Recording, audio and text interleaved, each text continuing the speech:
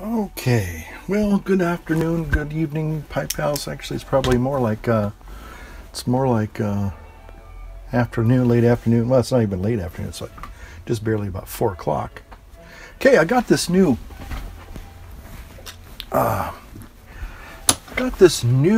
pipe. Now, some of you might think, yeah, we've seen the new pipe. We've seen your new pipe. Blah blah blah blah blah. Well, I don't think you've seen this new pipe. Now, this, let me gonna roll some video here and show you how I acquired this new acquisition. Okay, it's an actual interesting pipe. It's manzanita, and I'll let go there, and we'll roll the video now, and show you more about how I acquired this pipe. Well, howdy there, Pipe Pals. It's Old Holy Smoking Pipe Padre. Kind of doing a little something different here. Let me go ahead and tilt it that way. I always like the panoramic view. Well, reason why I'm making a video as I'm driving, a big bozo no-no. I was just driving around Chico this morning, and I saw a gentleman who caught my eye. It said Cherokee Pipes, and I thought, what in the world is Cherokee Pipes? So I actually drove by, and then I said, you know what, I'm gonna go back and just see what that's about. So I did, and so now I'm on my way back to purchase one of his pipes. I promised I'd buy one of his pipes. He's a hand carver. Gotta go, bye. Okay, I'm back. Oh man, I saw a police cruiser unit. Turned out it was a forest ranger guy, but well, I put the phone down, obviously. So anyway, here I am. I'm gonna go buy this pipe. Maybe see if the guy would let me take a video of his pipes. Just put it up on my channel. All right, bye. Okay, and this is Adam from Cherokee Pipes, and I met him this morning. I drove by, and I found him selling these beautiful, beautiful, beautiful pipes. And these are all made by you, right, Adam? Yes, they're all handmade and all hardwood. Hardwood, okay. Yeah. So I'm looking at getting can you show them the manzanita pipe I'm going to get? These are the manzanita pipes, and this is the manzanita pipe that you were looking at. Yes, one sir. of them. Yep. And then that's the one you were looking at. Yep, and that's what I'm going to buy this morning. Okay. And then some of the other pipes that he has. Look at all these, we've got some church wardens over here. Now these are exotic woods here. This is Bobenga from Africa. Wow. This is Purple Heart from South America. And these are domestic hardwoods like English walnut, black walnut, alder, applewood, cherrywood, madrone, and sycamore, and black walnut. Beautiful, beautiful. Yeah. And I love these ones over here. These are the Sherlock pipes, black walnut and cherrywood, and one in Purple Heart. Wow. And I just started doing the peace pipes. Yeah, those are awesome too. But those aren't really for real smoking, are they? Yeah. Yeah, you can smoke out of these. Oh, wow. Yeah. I thought they were just ceremonial. Well, they can be used ceremonially. I mean, you can smoke out of them. Tobacco, cannabis. So they are, in fact, I've sold one. Oh, okay. And they're going to use it. Okay, all right. Yeah. Okay, awesome. Yeah, that's good. Awesome, yeah. I just love these Sherlock pipes here, and then they have these little cleaners that you use to clean them out. Yeah, you heat the cleaning rod up and put it in the pipe, and it cleans the stem. Oh, okay, awesome. Yeah. Awesome, wow. Well, great. Let me get your sign here. Yeah, Cherokee Pipes, Nature's Hardwood. Got his little mascot over here. Yeah. He looks like he's been smoking some good stuff there. My dad carved that. Is that right? And I stuck the pipe on there. Oh, yeah. Okay, I thought that was very clever. Very, very good. Okay, Adam, I'm going to make my purchase now. All right, Francis. Thank you. You're welcome. And as you guys are watching the video, I'm going to be lighting this pipe up here.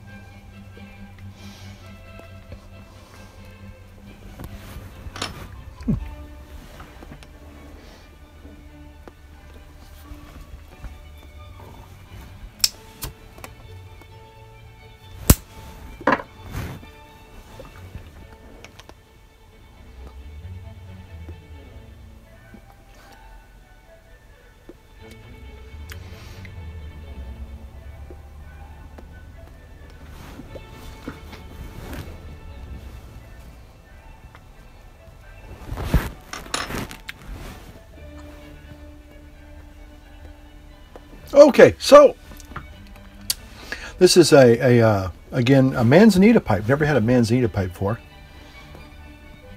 And so as I was driving around on Saturday, I saw this guy, and it said Cherokee pipes. And I just had to stop. You know, I thought, well, what is that? Are those really, you know, tobacco pipes, and are they really for smoking? Sometimes you see people selling, you know, handmade goods, and they're maybe just things that you put on your shelf and you look at them, and that's kind of basically it. So anyway, I got this manzanita pipe, and so I'm inaugurating it tonight. You know, I was smoking some plum cake. So there you have it. Got a little bit of coffee here. So anyway, I thought I would also share with you my little excursion to Tabletop Mountain. Have a little few clips there, maybe one or two clips that I took last week. I went to try and go fly the drone at a place called Tabletop Mountain near Oroville, California. It's renowned for its wildflowers. Somebody said it actually, when it's really all in bloom with all the wildflowers, is very reminiscent of Scotland. So, sorry, I was a sucker for that one. So I went down there last Tuesday, thinking that I was going to find a thing called Phantom Falls. Well, I'll let you look at the video on that. There we go. Okay, here's the Crevice Falls. I think this is what they call this one here.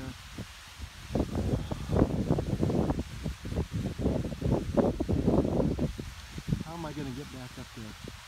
I have no idea.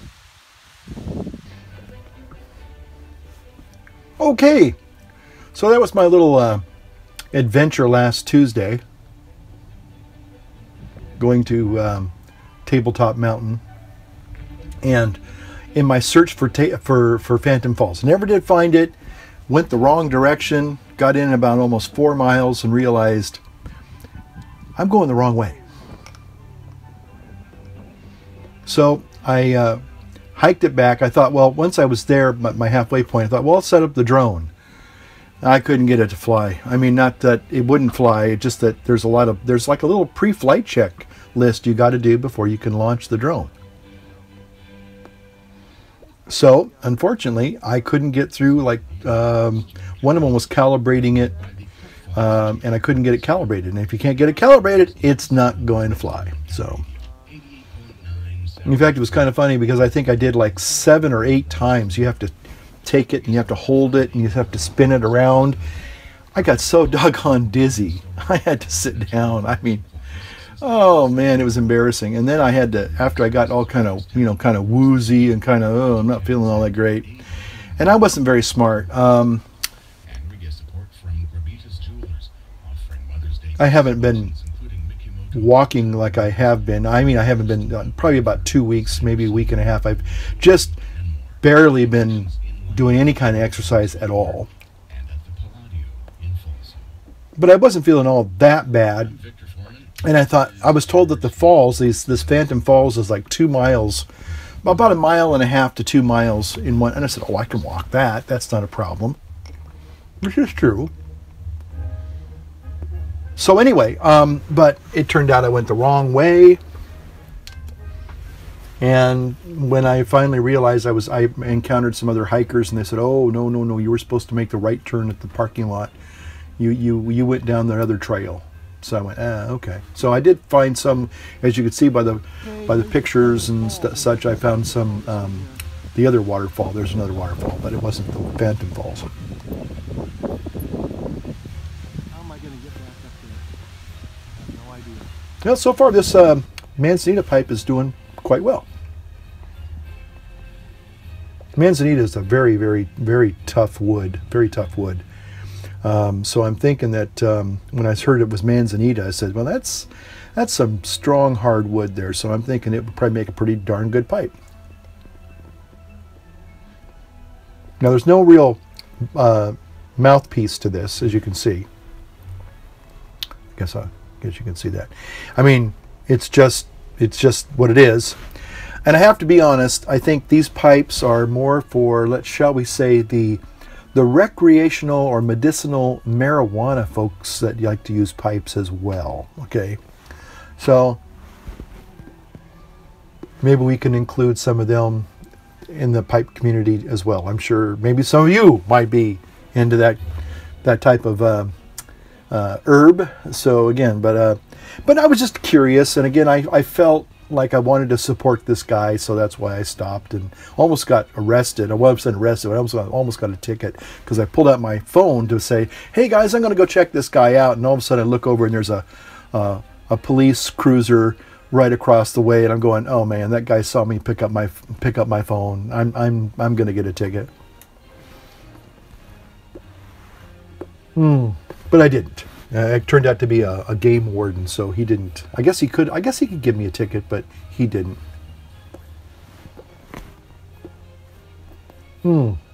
So here I am, working on this. Wanted to acknowledge a card I got from the one and only, our flight attendant to the world, Gary, the Gap himself.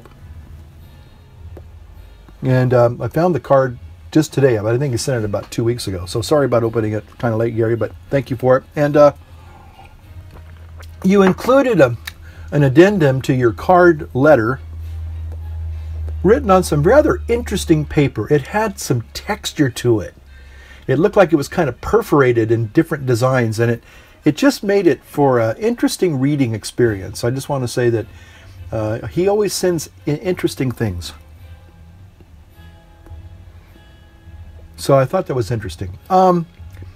Okay, so I also have here at my elbow a Gurkha cigar. And it's unopened. And the reason why I have this rather special Gurkha cigar is in honor of somebody I just found out a couple of days ago. Somebody sent me a little comment saying, "Hey, did you hear that Stogie Man 1 had passed away?" Now, I don't know, very many of you remember Stogie Man 1. He was kind of a quiet guy. And he was very famous. I have a couple of videos, at least one, of him. He would send these big, fat ring cigars. I think they were called bazooka cigars, if I'm not mistaken. Now, they looked really scary as all heck.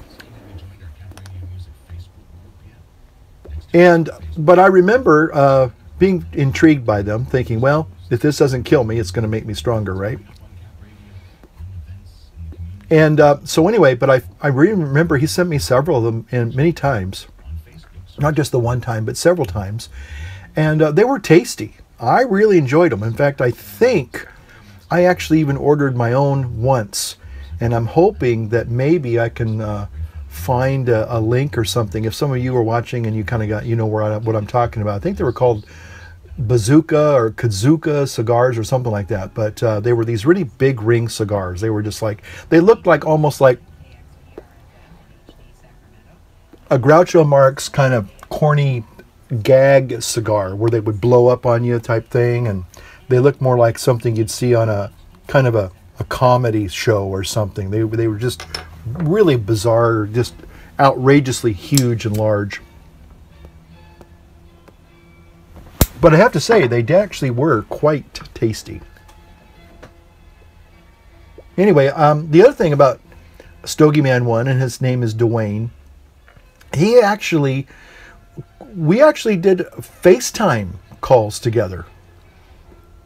He was like one of the very first few people, he might have been the first person I actually received a FaceTime call. He used to call me periodically and talk to me, which I thought was interesting.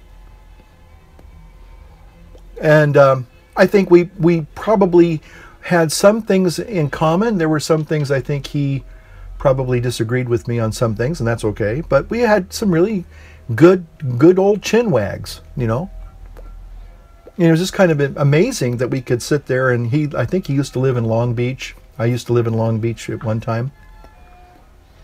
And so anyway, but I just heard somebody had said that he had passed away. And the only thing that I really regret is that they said he passed away in 2014. Well, that was almost 3 years ago. So I really feel really bad. I remember, I kind of thought, well, he kind of dropped off the face of the earth there. You know, a lot of people go on YouTube, they get a channel, and they make videos, and then they kind of lose interest, and maybe they just, you know, hey, life happens, you know, and, you know, some people, you know, keep their YouTube channels up. Some people delete their channels. Some people kind of wander away for a while. I mean, I've kind of done that a little bit as far as not making videos like I used to. I mean, as frequently as I used to. This is working out pretty good so far. You know what?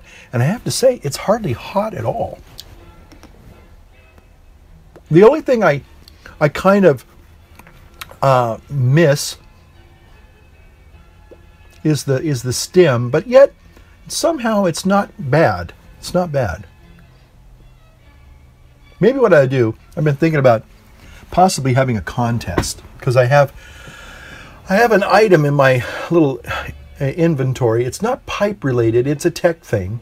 So Richard T, if you're watching, you might be interested. It's a brand new tech thing that I have not opened yet, and I might even think about having a mystery gift thing. Now again, if you watch my videos where I've had contests, you will know that I don't give out junk. I think most people would say, yeah, the Padre, if anything, he's pretty generous. He gives out pretty cool gifts. When I do, that is. And so even though it be a mystery gift, and you might think, oh, it's a gag gift, it's probably a, you know, a box of worms or something like that, or a box of old cigar butts or something like that, you know, maybe that ought to be an interesting thing. Have a gag gift and have a nice gift, you know. I don't know. That's a kind of that might be kind of mean. I wouldn't do that. But again, I have this item, and I was thinking about, you know what, I really probably will never use it. I mean, I have one already, and I don't know if I would really use a second one. Of course, I like to have backups of things, so people that know me know I like to have a backup. So it's kind of a backup already, but it's unopened. And if I decided to keep it, in fact, I'm looking at it right now, I would, but I thought, you know what, maybe somebody out there might like this, but then again, I just don't know. It's a tech thing. It's more of a techie. It's an Apple, I will say this, it is an Apple product. It's 4 or 5. And it's not an iWatch or an Apple Watch. Yeah. But what I could do, I'm sure that guy, I'll probably see him maybe again if he got some pretty good traffic Saturday. You know, maybe I think I still have his card. I could call him and say, hey, I'd like to get one of your pipes, providing somebody would be interested in his pipes. Maybe some people say, well, I really don't. They're not like a lot of the YouTube pipe carvers that we have. I mean, they're very nice. They're beautiful pipes. I mean, and but they're a different style altogether. You know, they're not. This actually isn't. Well, he actually had real cherry woods, and when I say cherry wood is a style. But it's also, again, it is a real wood. In the original Dunhill cherry woods, or whatever the other cherry woods, they were made out of cherry wood, and they had that unique cherry wood style. But he had a cherry wood, and he had this manzanita, and I thought, well, again, I have cherry wood pipes, and I think one of my cherry woods is a cherry wood. But manzanita, I thought, well, you know, that's, you know, I grew up with a lot of manzanita where I lived, and so I knew it was a very hard, tough wood. And I just thought, you know what, they probably make a darn good pipe. So anyway, that's why I got the manzanita instead. But they had a cherry wood that was almost very similar to this. I mean, it's the same shape, same style, maybe a little bit smaller, a little bit more bigger. I can't remember. Anyway, so I got the manzanita instead.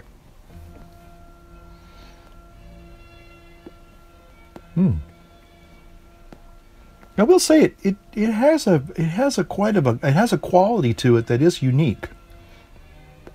And what I mean by that is I'm kind of getting the smoke, the flavor of the smoke, maybe just a little bit more unadulterated. I don't know. It's like a full flavor of the tobacco. I would say that. So there's something to be said for that. So there you have it. So anyway, I was thinking about maybe possibly this summer having one of my crazy contests, but I haven't figured it out. But maybe I could, if people were interested in the Cherokee pipes, and maybe putting together like a kind of little gift package thing, you know, with the tech thing and the pipe thing. I don't know. So anyway, but I also wanted to get back and talk about a fond remembrance of Stogie Man 1, and in honor of him, I will be smoking this Gurkha cigar a little bit later this evening. But anyway, I've made some interesting friendships on YouTube. Many of you I consider friends. You know, we've actually corresponded throughout the years. Shared videos together. Again, sometimes shared, you know, other personal things, you know. So I think it's kind of wonderful that it's a good community out there. Still seems to be a very good community out there. You know, you got really nice people out there, except for Making Change. You know, again, that guy, I tell you, he's just, well, him and his puppets. I'm telling you, there ought to be a law. There just ought to be a law, you know. Mark and then his puppets. I just don't know if the world is ready for those puppets. You know, the old grandpa puppet. I'm just, you know, but to each his own. Some people like that kind of thing, I guess. Just kidding. But again, we also remember good old Pipe Pops. God bless him. Yeah, great guy. Really, really enjoyed his videos. And I think they're still up there, and I hope they're still up there. And if they are, if you haven't got a chance to get to know, at least digitally, good old Pipe Pops, go out and check out good old Pipe Pops. He just was one of those kind of guys that just, you could listen to him. He had great insights. And I like the fact that he really, one of the things that he did was he got the different individual blends of tobaccos, like Burleys and Virginias and just different ones. And he kind of started making his own blends and stuff, playing around with them and stuff, and kind of just talking about their individual characteristics. And I thought that was very interesting. And of course, he loved his church wardens. He loved his church wardens. And in fact, because of him, I think I went out and got a couple of church wardens. I had one before. Again, a lot of things that I learned on the YouTube Pipe channel came from most of you viewers there. I mean, other viewers and content creators. You know, again, just being open to the whole world of tin tobaccos. You know, I came from a tinderbox experience where you would, you know, and also Briar Patch has the same thing, where you go and you get the canisters, the nice big glass canisters, and you open up and smell that wonderful heavenly aroma of different tobaccos, and then I get little pouches and stuff like that of the tobaccos. You know, is that a Briar Patch blend? Yeah, is that, black raspberry. Black raspberry. And so anyway, but then I discovered the beauty of the tin tobaccos and how exquisite they are. So again, this is a guy who, you know, occasionally smoked a pipe probably once or twice a year and put some Borkum Riff in it, or half and half. And I thought, hey, that's all you need to know. And for most people, that's okay. It's not a problem. You can do Borkum Riff or half and half or Carter Hall. You know, those are, hey, I like a little bit of half and half every now and then. It's not bad. But I think I really got a lot more depth into the hobby. So anyway, there you have it. Okay.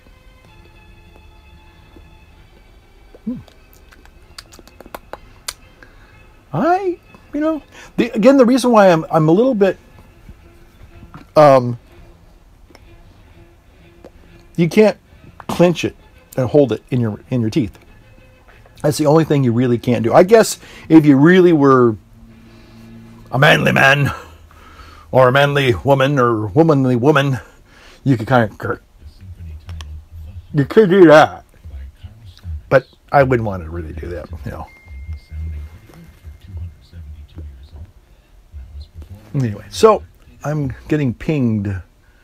I'm getting pinged by somebody. I don't know if that's going to show up in the video or not. Okay, well, somebody's, I have a friend who likes to harass me sometimes, and they're doing that right now. Okay, that's why I'm looking. I can see it. Maybe I don't think it shows up on the video itself. Anyway, so I'll just have to tend to them later. I'll deal with you later. Go away. So, okay, so I shared with you my discovery of Cherokee pipes. I think his name was Adam. I think his name was. So, Adam, if you're watching, thank you for your beautiful pipe here. I think it's great. Actually, I'm really enjoying the smoke out of this thing. The tobacco tastes really good. So I got a little coffee here.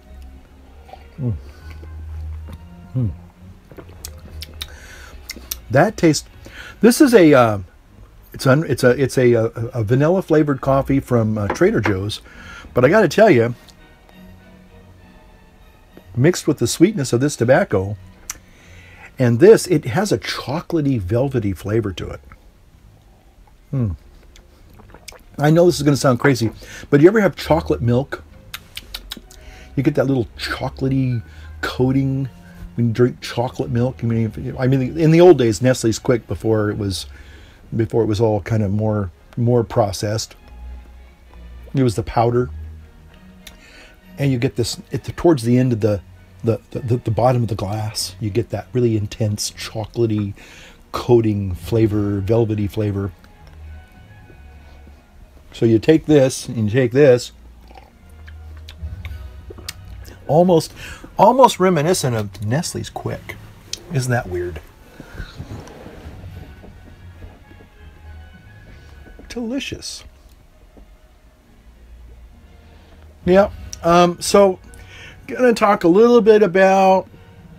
I wanted to talk more politics on this video, but I thought I'd leave the politics off for a later video. But I am going to talk a little bit about the old. No, I'm not going to talk about the ketogenic diet. See, gotcha. Some of you haven't watched in a while. Go, oh, you're going to talk about that damn ketogenic diet? Nope. I'm going to talk about my new plant-based diet. Yeah, I'm still doing that for almost 3 months into it. Well, it'll be 3 months on the 25th of this month. And I got to tell you, I have I probably gained about 10 pounds, probably. But it's not the diet's fault per se. It's the fact that I've been taking it for a big test drive to say, okay, is this diet palatable, and is it going to be something that I'm going to enjoy, or is it something I'm going to have to like grit my teeth every time I eat a meal, you know?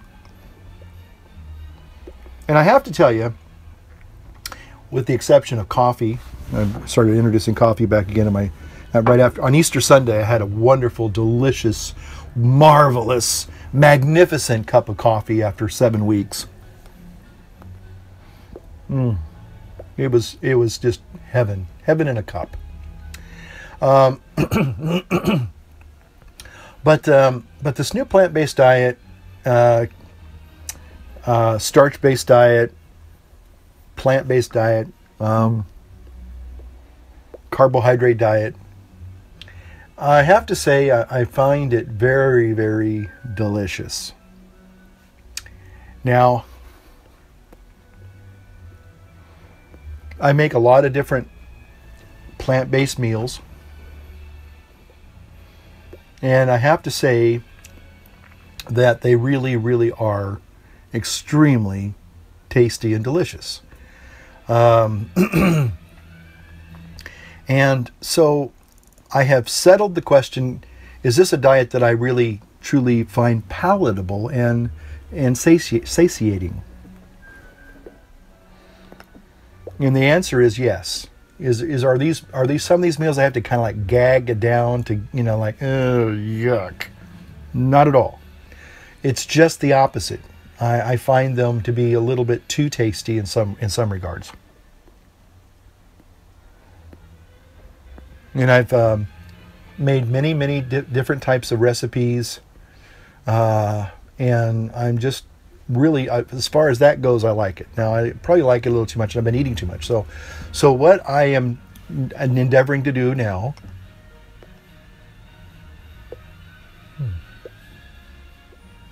is I'm trying to incorporate some of the other things that I have learned over the last few years, and one of those is, again, trying to do the intermittent fasting. And for me, the best thing I can do is do those 36-hour fasts, either 2 or 3 times a week, and that will keep the weight off, actually put me in a state of losing, but at the same time I'll still be getting all the nutrients when I do eat good food, which I do. I eat good, healthy food, and I enjoy it. Lots of salads, lots of beans, potatoes. There's Dr. McDougall say potatoes. He says potatoes. Rice and vegetables. Lots of fruit, good fruit. I mean, there's a plethora of so many tasty things that you can make. I like quinoa. I like brown rice, actually. And it's how you spice it. You put a lot of spice in it. So I've tried to get away from adding a lot of salt. I don't add a lot of salt or oil anymore to my food. I like cayenne pepper. I do lots of hummus, lots of beans. I mean, I just... so anyway, I'm trying now to say, okay, you can eat all this good food. It's delicious, it's satisfying, it's healthy. But you got to be, at least for me, I think I have to incorporate a little bit of intermittent fasting. So I'm going back to incorporating that component now back into this and see what happens. So I'm trying to just not overindulge, but I think, again, I was making, well, here's what I would do. I would experiment with lots of different recipes. And so I would say, oh, I'm going to make this delicious recipe, and I'm going to make, and I'm also going to make this. Oh, and I just saw another one, so let me go in the kitchen and see if I can make that one. And so, you know, you make a lot of different things to try them out, and then you find yourself kind of, well, I'm just going to eat this, and you do. So I was still probably overeating, quite literally overeating a lot of good nutritious food, which on one hand isn't a bad thing, but again, I was still eating way too much. Oh no. So anyway, I have kind of realized that you can't have too much of a good thing. As far as, you know, calorie intake, calories in, calories out. So bottom line is that I'm going to incorporate, again, just some good old-fashioned intermittent fasting. And I'm going to see if that will kind of turn the you know, be that magic combination, or that combination that'll help me really get back to where I was a couple of years ago, or at least a year and a half ago. And I'm hoping that'll work. So, but there's just a lot of really tasty things that you can eat that are satisfying. And you don't have to, you know, deprive yourself. Again, sometimes it isn't just, there's a little bit of, it's a subtlety, you know, it's one is depriving yourself, one is control.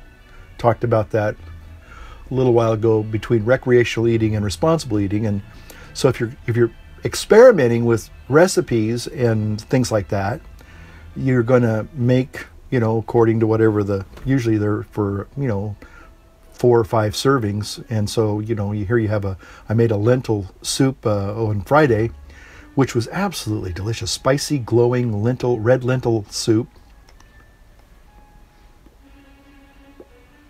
and it's absolutely just super delicious. So really enjoyed that. But I also made a lot of potato dishes, a lot of rice and vegetable dishes. I had like 3 different things going on this weekend. Clearly didn't starve, but at the same time, I wasn't probably moving in the direction that I really want to be. So anyway, I decided that it's time to kind of, maybe put the brakes on, and because I mean, if you're eating normally, you probably don't have to worry about gaining weight. But again, if you're creating dishes just to try them out, and you eat them, you don't want to throw them out, and because they are extremely tasty, you're going to eat them. So anyway, so I think that's where I'm at with that.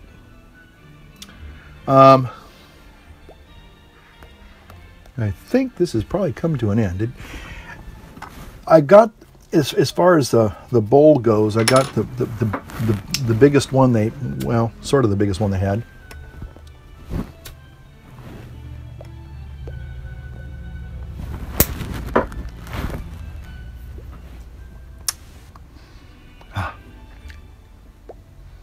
Maybe in our world there lives a happy little cloud. A little happy little cloud right there. Been watching these reruns of the late great Bob Ross. Tell you what, if you're stressed out, and I really mean this, if you're really stressed out, he's on YouTube. You can download him for free, watch him for free. Bob Ross, Joy of Painting Show.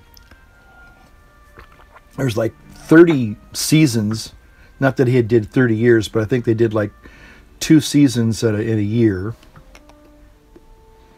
But that guy, you just watch him, and there's just something they're so tranquil and serene, and you just kind of go, better than 2 volumes and a double scotch, I'll tell you what. And there's no hangover the next day, and you don't have to worry about driving under the influence.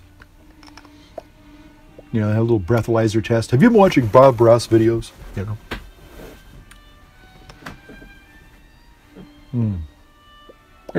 That was a freebie. I just threw that out there just to be, hey, take it or toss it. Kind of like the same thing you get with smoking a pipe and just letting the world go by, just enjoying life. I was talking to, again, the Gentleman Scholar, and he made another video lately, and just a few weeks ago, I think, a week or so ago, and I watched it, but it's funny because some people, they kind of, they're self-conscious about their quote-unquote pipe smoking skills. Some people are, I guess, I don't know. And he's kind of felt like, well, don't know if I'm really doing it right, And Gary, if you're watching, I'm not making fun of you. I want to just make this point that, I don't know how, maybe I don't even know how to smoke a pipe, really. I just smoke a pipe. But, I said, maybe it's a lot like the movies.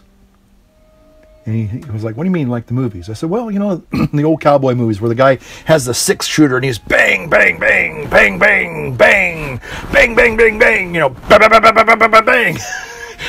Well, people will say, wait a minute, that's a 6-shooter and he's like shot it 25 times without reloading. Come on. It's all Hollywood, So some people on TV, because he said, well, in the movies, they never relight their pipes. Just like they never reload their guns. It's like, who cares? So, anyway, so I wouldn't worry too much about it if you wonder why. Well, how come so and so doesn't relight their pipe, and they seem to just smoke it endlessly forever and ever? If you're really, trying to just enjoy quietness and not ramble on and like I'm doing, I could probably keep the pipe going if I wanted to, probably until I smoked it all the way through. And I think most people know that the little secret to doing that is just you simply just do this, blow into it, keep that air flowing over the coals, back and forth. And that keeps the tobacco lit, and Bob's your uncle, Sally's your aunt. But if you haven't packed it right, or you don't keep that air going through it, then it's going to go out. I think the one person that really is a good example of that is good old Matches 862. Because he's always got that little air going. He's just constantly, quietly, you know, very, very unceremoniously just keeping it going. Again, I just had an insight.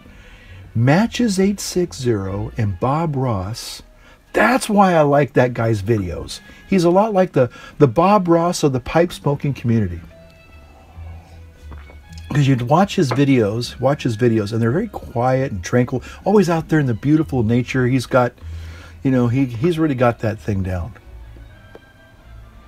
And he'll just quietly talk to you about, you know, this pipe that he made, or the pipe tobacco, and it's just, yeah, I like that. But he always keeps, he kind of has that gift of just quietly keeping it going. So if you want to take a pointer from Matches 860 on how to keep your pipe going, just watch his videos and kind of do what he does.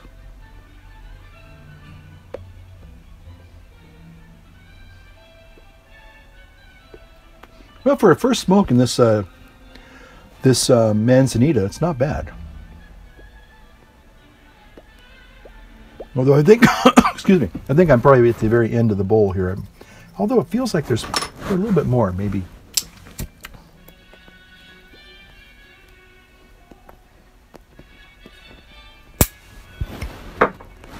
Yeah, I think it's probably done, because it's about kind of a shallow bowl, so it's probably almost done.